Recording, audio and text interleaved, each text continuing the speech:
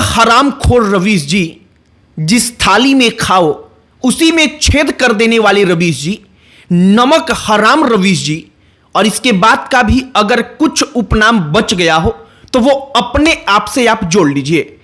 रवीश कुमार जी इस वक्त पर पूरे के पूरे भारत में चाहते हैं कि नेपाल जैसी क्रांति आ जाए। रवीश कुमार जी वही व्यक्ति हैं जो समय समय पर अपने मालिकों को इस बात का आश्वासन देते रहते हैं कि आज नहीं तो कल क्रांति होकर रहेगी, लेकिन यह भारत है। अगर यहां पर लोकतांत्रिक व्यवस्था से चुनी हुई सरकार के खिलाफ कोई व्यक्ति उतरेगा, संसद भवन में जाकर के आग लगाने का प्रयास करेगा, तो सेना बाद में आएगी।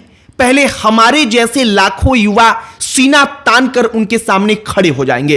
प्रिय रवीश जी, आपको यह समझ में क्यों नहीं आता कि आप बार बार अपने वीडियोस के माध्यम से भारत में जो करने का चेष्टा कर रहे हैं वो ना सालों पहले हुआ था, ना सालों बाद होगा, और इस वक्त पर तो कतई नहीं होगा। रवीश कुमार पिछले कई दिनों से लगातार वीडियोस बना रहे हैं। उन वीडियोस में इनडायरेक्टली एक बात की तरफ इशारा किया जा रहा है कि भारत के प्रधानमंत्री नरेंद्र मोदी की जो सरकार है, उस सरकार के खिलाफ भी नेपाल के जैसे क्रांति हो सकती है। जब हमने रवीश कुमार के कई सारे वीडियोस को देखा, उसके थंबनेल और टाइटल को पढ़ा, तो हमसे रहा नहीं गया, क्योंकि हम रवीश जी जैसे नमक हराम तो कतई नहीं है जो अपने ही देश का खाए और अपने ही देश का बाजा बजाने पर आतुर हो जाए। आपको पूरी कहानी बताएंगे, लेकिन आगे बातचीत करने से पहले हमारा नमस्कार स्वीकार करिए। हमारा नाम मोहित कुमार सिंह है।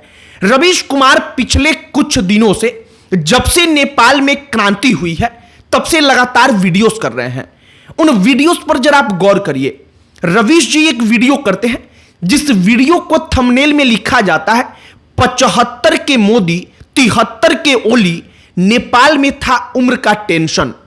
इसका मतलब कि नेपाल में जो सरकार गिरी है, जो तख्ता पलट आप कहिए हुआ है, जो क्रांति आई है, कई पूर्व प्रधानमंत्रियों को दौड़ा करके पीटा गया है, उनकी पत्नियों को जिंदा जला दिया गया है, वित्त मंत्री को दौड़ा करके पीटा गया है, संसद भवन में आग लगा दी गई है।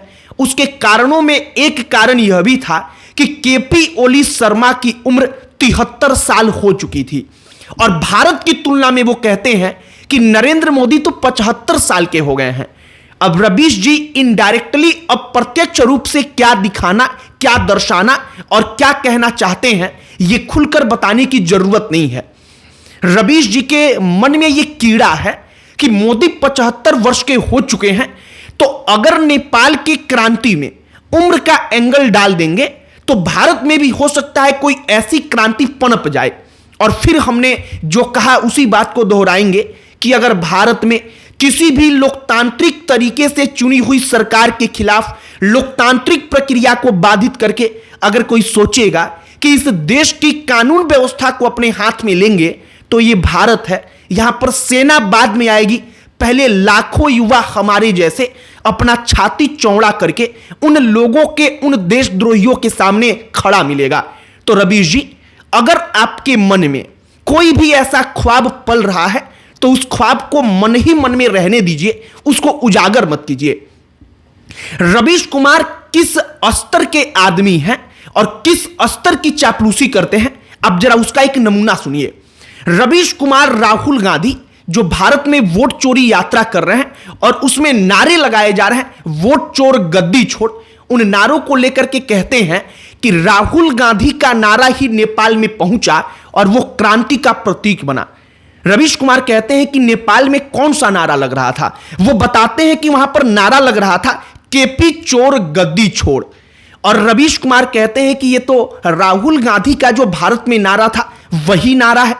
रवीश कुमार राहुल गांधी को नेपाल के क्रांति का जनक मानते हैं, नेपाल के क्रांति का उद्घोषक मानते हैं, नेपाल के क्रांति का महापुरुष मानते हैं, और रवीश कुमार के चमचई का ये उच्च स्तरीय प्रदर्शन है।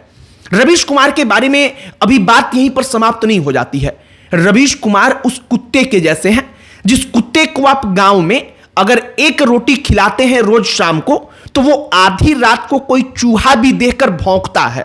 वो जानता है कि वो चूहा है, लेकिन वो फिर भी इसलिए भौंकता है जिससे मालिक को इस बात का एहसास होता रहे कि कुत्ता अपना काम कर रहा है।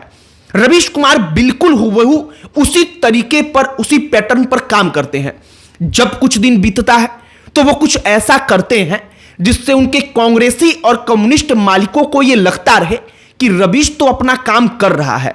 वो बैठ करके मीटिंग्स में कहे कि नहीं, रवीशवा का फंड भी रोकना नहीं है, वो बढ़िया काम कर रहा है, वो यूथ को, भारत की आबादी को क्रांति के लिए प्रेरित कर रहा है। और रवीश जी का जो ये ख्वाब है कि भारत में वैसी क्रांति आएगी, तो शायद ये ख्वाब वो अपने मन में दबाकर ही कुचल दे तो ठीक रहेगा।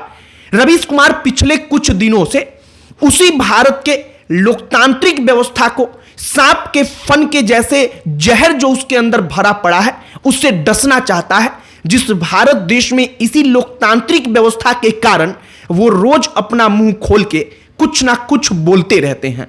रवीश कुमार उसी लोकतांत्रिक तरीके से चुनी हुई सरकार के ऊपर इनडायरेक्टली ये इशारा करते हैं कि यहां पर भी वैसी क्रांति हो जानी चाहिए जैसी नेपाल में हुई, बांग्लादेश में हुई, श्रीलंका में हुई, क्योंकि रवीश कुमार को लगता है कि ऐसा होगा तो उनके मालिक वापस से सत्ता में आ पाएंगे और मौजूदा सरकार सत्ता से बाहर हो जाएगी।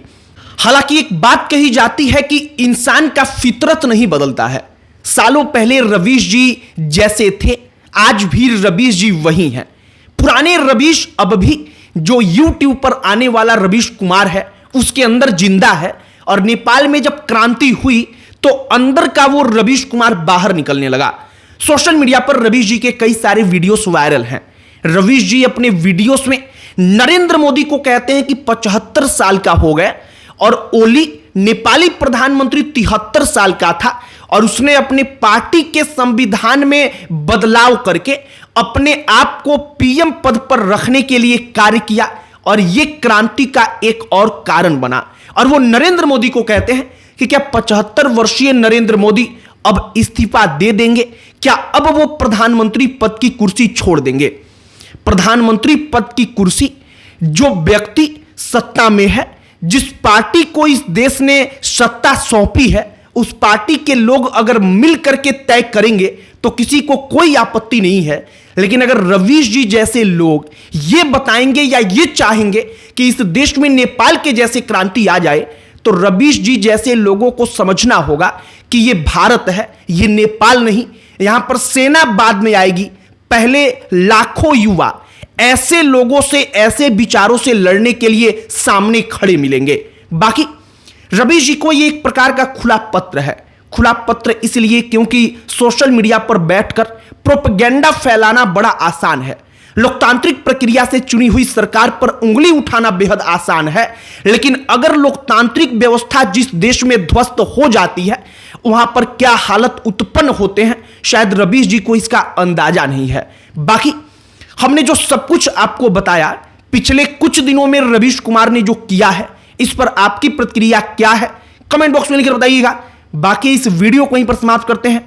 अन्य कोई टॉपिक जिस पर आप चाहते हो कि हम वीडियो बनाएं, उसे भी कमेंट बॉक्स में लिखकर बताइएगा। बाकी अंत में हमारा परिचय, हमारा नाम मोहित कुमार सिंह है। बहुत बहुत धन्यवाद।